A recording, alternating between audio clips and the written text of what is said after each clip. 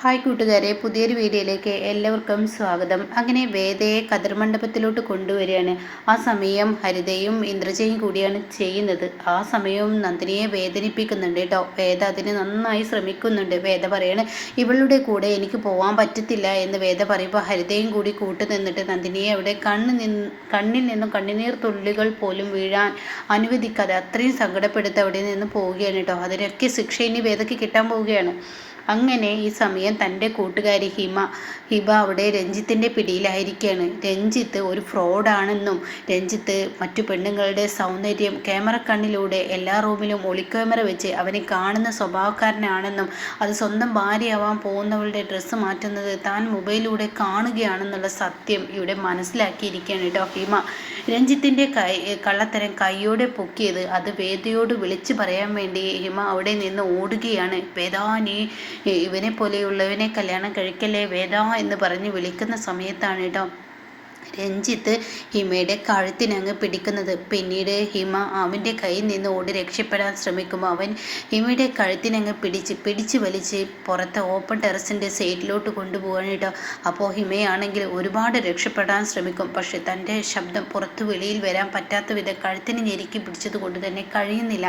എന്നാൽ ഈ സമയം പൂജാരി പറയുകയാണ്, അതെ, ചെറുക്കൻ്റെ പെങ്ങൾ എവിടെ എന്ന് ചോദിക്കുന്നുണ്ട്. ഇതാ എന്ന് പറയുകയാണ്. ചെറുക്കൻ്റെ പെങ്ങൾ ചെയ്യേണ്ട കുറച്ച് കർമ്മങ്ങളുണ്ട്. അതായത് ഈ ഇരിക്കുന്ന പെൺകുട്ടിക്ക് എന്ന് പറഞ്ഞിട്ട് കുറച്ച് പ്രസാദവും കാര്യങ്ങളൊക്കെ കൊടുത്തിട്ട് അത് അങ്ങനെ ചെയ്യൂ ഇങ്ങനെ ചെയ്യൂ എന്നൊക്കെ ഇങ്ങനെ പറയുന്നുണ്ട്. ഇതേ സമയം ഹാരം കൊടുത്ത് അവളുടെ കഴുത്തിൽ ഇട്ട് കൊടുക്കൂ എന്ന് പറയുന്നുണ്ട് കേട്ടോ.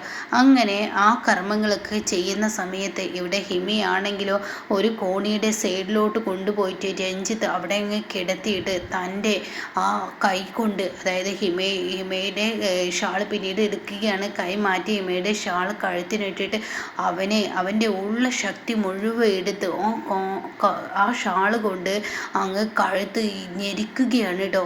ഇതേ സമയം ഹിമയാണെങ്കിൽ ചുമരയിൽ എന്തൊക്കെയോ ഇങ്ങനെ കുറിക്കുന്നുണ്ട്. ആ സമയം ഹിമ തൻ്റെ ജീവൻ രക്ഷപ്പെടാൻ വേണ്ടി ഒരുപാട് ശ്രമിക്കുമെങ്കിലും കൂടി ഹിമക്ക് മനസ്സിലാവുകയാണ് താൻ ഒരിക്കലും രക്ഷപ്പെടില്ല, ഇവൻ എന്നെ കൊല്ലും എന്നുള്ളത് ഹിമക്ക് മനസ്സിലാവണം കേട്ടോ. അപ്പോഴിതൊന്നും അറിയാതെ വേദയാണെങ്കിലോ താഴെ ഇങ്ങനെ ആ വിവാഹ നിശ്ചയത്തിൽ നടക്കുന്ന ആ സന്തോഷത്തോടു കൂടി അങ്ങനെയുള്ള ചടങ്ങുകൾ ചെയ്തും കൊണ്ടിരിക്കുകയാണ് കേട്ടോ. ഇതേ സമയം ഇവനാണെങ്കിലോ ഹിമയെ ഞെരുക്കി കൊന്നിരിക്കുകയാണ്. ഹിമ അവിടെ കണ്ണടക്കുകയാണ്. എന്നിട്ട് അവളുടെ ശ്വാസം നിലച്ചെന്ന് മനസ്സിലാക്കുന്ന രഞ്ജിത്ത്, സോറി മോളെ, നിന്നെ ഇത് ചെയ്യുകയില്ലാതെ എനിക്ക് യാതൊരു രക്ഷയില്ല. എൻ്റെ ജീവിതത്തിലെ ഏറ്റവും വലിയ ലക്ഷ്യമാണ് വേദയെ സ്വന്തമാക്കുക എന്നുള്ളത്. എന്നിട്ട് എനിക്ക് അവളെ ക്രൂരമായി മർദ്ദിക്കുക എന്നുള്ളത് എൻ്റെ ലക്ഷ്യമാണ്. ആ ലക്ഷ്യം നിറവേറാൻ എനിക്ക് ഇതേ വഴിയുള്ളൂ. അവളിലൂടെ പല വഴികളും എനിക്ക് തുറക്കും. അതുകൊണ്ട് നിന്നെ കൊല്ലുക എന്നുള്ളതാണ്. നീ ഈ സത്യം വിളിച്ചു പറയാതിരിക്കില്ലെന്ന് എനിക്കറിയാം. അതുകൊണ്ട് നീ മരിച്ചേക്കെന്ന് പറയുന്നത് കേട്ടോ. അങ്ങനെ ഹിമ മരിക്കുകയാണ്. പിന്നീട് ഹിമയുടെ ഡെഡ് ബോഡി അവൻ മാറ്റണമല്ലോ. അങ്ങനെ ഹിമയെ തൻ്റെ ഷോൾഡറിൽ അങ്ങ് ഇട്ടിട്ട് ഹിമയെ കൊണ്ടുപോവുകയാണ്. ആ സമയമൊന്നും ഇതാരും അറിയുന്നില്ല. കാരണം വിവാഹ നിശ്ചയം നടക്കുന്ന ആ ഒരു പൂജയുടെ കാര്യങ്ങളും ഒക്കെ നടക്കുന്നത് കൊണ്ട് ഒരാൾ പോലും അവിടെ പുറത്തുണ്ടാവില്ല. അതുകൊണ്ട് തന്നെ ഇവന് നന്നായി ചെയ്യാനും കഴിയും. അതുകൊണ്ട് ഇവൻ എന്ത് ചെയ്യുന്നു, ഹിമയെ തോളിലിട്ട് അവിടെ നിന്ന് കൊണ്ടുപോവാണ്. പിന്നീട് ചായ്പിൻ്റെ സൈഡിലോട്ട് പോകുന്നുണ്ട് കേട്ടോ. ആ സമയമൊന്നും ആരും അറിയുന്നില്ല. പുറത്തിലൂടെ ചായ്പിൻ്റെ സൈഡിലൂടെ ഇങ്ങനെ പോകുമ്പോൾ ഇവിടെ വേദയാണെങ്കിൽ സന്തോഷത്തോടു കൂടി ഇവനെയും കാത്തിരിക്കുകയാണ്. ചടങ്ങുകളെല്ലാം ഓരോന്നോരോന്നായി ചെയ്യുകയാണ്. അപ്പോഴാണ് പൂജാരി പറയുന്നത് കേട്ടോ, അതെ, എവിടെ പെണ്ണിൻ്റെ ആങ്ങള, പോയി ചെറുക്കനെ കൂട്ടിക്കൊണ്ടുവാ എന്ന് പറയാണ്. അപ്പോൾ അത് കേൾക്കുന്ന സൂര്യ ഒന്ന് ഞെട്ടിപ്പോവാ. ഞാനോ എന്ന് സൂര്യ ചോദിക്കുമ്പോൾ ഉടൻ തന്നെ യതീന്ദ്രൻ പറയും, നീ അല്ലാതെ പിന്നെ ആര്, നീ ആണല്ലോ അവനെ കൊണ്ടുവരേണ്ടത്, നീ കൊണ്ടുപോവാ. ഡാഡി, എന്നെ കൊണ്ട് പറ്റത്തില്ല. അപ്പോഴേക്കും പത്മ പറയാണ്, അവനെ അങ്ങനെയാണ്, എവിടെയും ആളുകളെ കൊണ്ട് പറയിപ്പിക്കാൻ ഓരോന്ന് ചെയ്തു കൂട്ടും. അപ്പോഴേക്കും യതീന്ദ്രൻ പറയണം, മോനെ ഇവിടെ ഒരു പ്രശ്നം ഉണ്ടാക്കാതെ നീ കൊണ്ടുപോവാ എന്ന് പറയുകയാണ് കേട്ടോ. ഇതേ സമയം അവനാണെങ്കിലോ ചായ്പിൻ്റെ സൈഡിൽ ഹിമയെ അങ്ങ് കൊണ്ടുപോയിട്ടിട്ട് അവിടെ ഡോർ അടച്ചിട്ട് അവൻ പതിയെ അങ്ങോട്ടേക്ക് വരുന്ന ഒരു സമയമായിരിക്കും കേട്ടോ. രഞ്ജിത്ത് അപ്പോൾ സൂര്യയാണെങ്കിലോ അവിടെ നിന്നിങ്ങനെ വന്നുകൊണ്ടിരിക്കുകയാണ്. രഞ്ജിത്തിനെ ഈ വീടിനുള്ളിൽ മൊത്തം നോക്കുമ്പോൾ കാണുന്നില്ല. പിന്നീട് കാണാൻ രഞ്ജിത്ത് പുറത്ത് നിന്ന് കയറി വരുന്നത്. രഞ്ജിത്താണെങ്കിലോ ഇങ്ങനെ കയറി വരുമ്പോൾ പെട്ടെന്നാണ് തനിക്ക് ഓർമ്മ വരുന്നത്, അയ്യോ തൻ്റെ ഫോൺ മിസ്സായിരിക്കുന്നു, തൻ്റെ ഫോൺ എവിടെയാണോ ഇട്ടിരിക്കുന്നത് അതിലാണല്ലോ എല്ലാതും, അത് അവൻ കണ്ടുപിടിച്ച അത് ആരെങ്കിലും കയ്യിൽ കിട്ടിയാൽ അത് പ്രശ്നമാണല്ലോ എന്ന പേടി അവനുള്ളിൽ വന്നു തുടങ്ങുകയാണ്. അങ്ങനെ സൂര്യ രഞ്ജിത്ത് എന്ന് പറഞ്ഞിങ്ങനെ വിളിക്കുകയാണ്. താനാണെങ്കിലോ എന്താ ഇവിടെ നിൽക്കുന്നത്? വിവാഹ നിശ്ചയം അവിടെ നടക്കുന്ന സമയമാണ്. ചെറുക്കൻ എത്താതെ എങ്ങനെ വിവാഹ നിശ്ചയം നടക്കും? താനുണ്ടോ ഇവിടെ വന്നു നിൽക്കുന്നതെന്ന് ചോദിക്കുകയാണ് കേട്ടോ.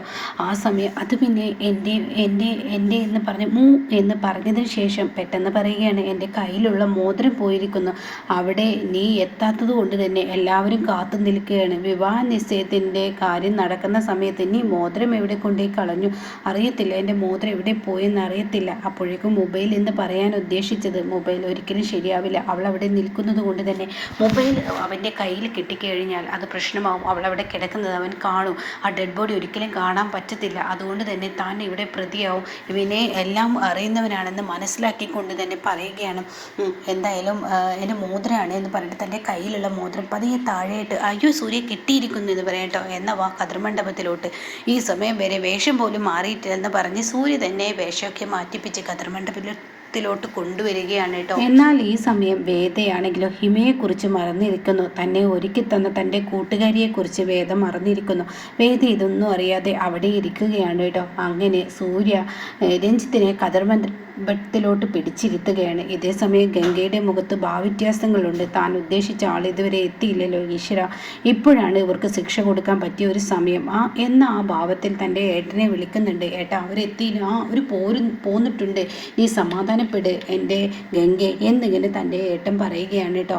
എന്നാൽ പൂജാരി പറയുകയാണ്, ഇനി ചെയ്യാനുള്ള ചടങ്ങുകളൊക്കെ ചെയ്തോളൂ എന്ന് പറയുമ്പോഴാണ് കേട്ടോ, അയ്യോ രഞ്ജിത്തിന് ഒരു സ്വർണത്തിൻ്റെ ഒരു മാലയോ വളയോ ഒന്നും തന്നെ എടുത്തില്ല. ചെറുക്കന് പെണ്ണിൻ്റെ ആങ്ങളെ എന്തെങ്കിലും കൊടുക്കുന്നുണ്ടെങ്കിൽ കൊടുത്തോളൂ എന്നുള്ള ആ സംസാരമൊക്കെ അവിടെ ഉയരുമ്പോഴാണ് എല്ലാവരെയും ഞെട്ടിപ്പിച്ചും കൊണ്ട് നന്ദിനി തൻ്റെ കൈ കൊണ്ട് വാങ്ങിയ മാലയാണെന്ന് പറഞ്ഞിട്ട് സൂര്യയുടെ കയ്യിൽ കൊടുക്കുന്ന കേട്ടോ. സൂര്യ സാർ ഇത് രഞ്ജിത്തിൻ്റെ കഴുത്തിൽ ഇട്ട് കൊടുക്കുകയെന്ന് പറയുന്നത്. ഇത് കാണുന്ന പത്മക്ക് അങ്ങ് ദേഷ്യം പിടിക്കുകയാണ്. പത്മ ഇങ്ങനെ നോക്കുകയാണ്. അപ്പോഴേക്കും ഇത് ഇട്ട് കൊടുക്കുക. അപ്പോൾ യതീന്ദ്രൻ പറയണ, അയ്യോ ചെറുക്കിന് കൊടുക്കാനുള്ള വളയോ മാലയോ മോതിരമോ കഴിച്ചതിനോ ഒന്നും തന്നെ നമ്മൾ എടുത്തില്ല, എന്ത് വിട്ടിത്തരാണ് കാണിച്ചത്. ഇപ്പം നന്ദിനിക്ക് അത് ഓർമ്മയുണ്ടായി, മറ്റുള്ളവരെ കൊണ്ട് പറയിപ്പിക്കാനുള്ളവരുടെ ആയിരുന്നു എന്നൊക്കെ ഇങ്ങനെ പറയുമ്പോൾ നന്ദിനി ആ മാല എടുത്ത് സൂര്യയുടെ കയ്യിൽ കൊടുക്കുകയാണ്. അങ്ങനെ സൂര്യ രഞ്ജിത്തിൻ്റെ കഴുത്തിൽ അത് ഇട്ട് കൊടുക്കുകയാണ് കേട്ടോ. ആ സമയമാണ് പത്മയുടെ വീട്ടിൽ പോലീസ് വന്നിറങ്ങുന്നത് കേട്ടോ. ഇതേ സമയം മറ്റുള്ളവരൊക്കെ അതിലോട്ട് ശ്രദ്ധിക്കുകയാണ്. എന്നാൽ ഇതൊന്നും അറിയാതെ വേദ രഞ്ജിത്തിൻ്റെ അടുത്തിരിക്കുകയാണ് കേട്ടോ. അങ്ങനെ സൂര്യ നന്ദിനിയോട് പറയാണ്, ഹെടോ താനിത് എപ്പോൾ എങ്ങനെ ചെയ്തു? ഞാനിതൊന്നും അറിഞ്ഞില്ല, എന്നോട് നീയൊന്നും പറഞ്ഞില്ല. അതൊക്കെ പറയാൻ സൂര്യ സാർ, ഞാൻ വിവേകിനെ കൊണ്ട് എല്ലാം ചെയ്യിപ്പിച്ചു. നമ്മൾ ചെയ്യേണ്ട കടമകളൊക്കെ നമ്മൾ ചെയ്യേണ്ടേ. ഒരിക്കലും സൂര്യ സാറിൻ്റെ പെങ്ങൾക്ക് ഒന്നും തന്നെ ചെയ്യാതിരിക്കരുത് എന്നൊക്കെ ഇങ്ങനെ പറയുന്നുണ്ട് കേട്ടോ. ഈ സമയമാണെങ്കിലോ രഞ്ജിത്തിൻ്റെ മുഖം ആകെ പേടിയുടെ മുഖമാണ്. തനിക്കവിടെ ആ ഒരു നിശ്ചയത്തിന് ഇരിക്കാൻ കഴിയുന്നില്ല. ആ ഡെഡ് ബോഡി ആരുടെയെങ്കിലും മുന്നിൽ കാണുമോ? ഹിമ മരിച്ചു കിടക്കുന്നത് ആരെങ്കിലും കണ്ടു കഴിഞ്ഞാൽ തീർച്ചയായും പ്രശ്നമാവും എന്നൊക്കെ ഇങ്ങനെ ചിന്തിച്ചിരിക്കുന്ന ആ സമയമാണ്. എന്നാൽ ഒന്നും അറിയാതെ വളരെ സന്തോഷവതിയായി, ഇത്രയും നല്ലൊരു പയ്യനെ എനിക്ക് എൻ്റെ ജീവിതത്തിൽ കിട്ടാനില്ല, എൻ്റെ മമ്മി കണ്ടെത്തിയിരിക്കുന്ന അടിപൊളി പയ്യനാണെന്ന പ്രതീക്ഷയുമായി വേദ ഇരിക്കുന്ന സമയത്താണ് പോലീസ് വന്നിറങ്ങുന്നത്. പോലീസിനെ കാണുന്ന രഞ്ജിത്ത്, ഈശ്വര ഞാനും അവളെ കൊന്നത് ഇത്ര പെട്ടെന്ന് എങ്ങനെ പോലീസ് മണത്തു? പോലീസ് എങ്ങനെ ഇത് തിരിച്ചറിഞ്ഞു എന്ന പേടിയിൽ താനാകെ കണ്ണും തുറിച്ച് രഞ്ജിത്ത് നിൽക്കുകയാണ് കേട്ടോ. അപ്പോൾ ഹിമയുടെ മരണവും ഇനിയിപ്പോൾ രഞ്ജിത്തിൻ്റെ പോലീസിൻ്റെ വരവും ആകെ മൊത്തത്തിൽ അവിടെ ഒരു ലക്ഷണക്കേടാണ് കാണിക്കുക. അത് കാണുന്നതിനോട് കൂടി പത്മ തകരുകയാണ്. ഇനി നന്ദിനിയെ കരയിപ്പിച്ചതിൻ്റെ ഓരോ തുള്ളി, അതായത് നന്ദിനിയുടെ കണ്ണിൽ നിന്ന് വീണ ഓരോ കണ്ണുനീർ തുള്ളികൾക്ക് ഡബിൾ തുള്ളികളാണ് ഇനി പത്മ കരയാൻ പോകുന്നത്.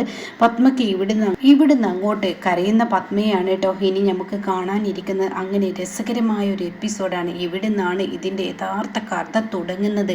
ഇനി എന്നും എപ്പോഴും ക്രൂരത ചെയ്യുന്ന ആ ഒരു രംഗമൊന്നല്ല ഈ പത്മ, ഇന്ദ്രജ, വേദ ഇവരിലൊക്കെ ഇനി നന്ദിനിയെ ആത്മാർത്ഥമായി തൻ്റെ തെറ്റ് മനസ്സിലാക്കി നന്ദിനിയെ പോലെ ഒരു മരുമകൾ അത് നന്നായി എന്ന്, അതായത് തനിക്കിങ്ങനെ ഒരു നാത്തൂനെ കിട്ടിയത്, തനിക്കിങ്ങനെ ഒരു മരുമകളെ കിട്ടിയതെന്ന് നന്നായി മനസ്സിലാക്കുന്ന ആ ഒരു എപ്പിസോഡാണ് കേട്ടോ ഇനി നമുക്ക് മുന്നിൽ ഇവരുടെ വരവോടുകൂടി കാണാനിരിക്കുന്നത്.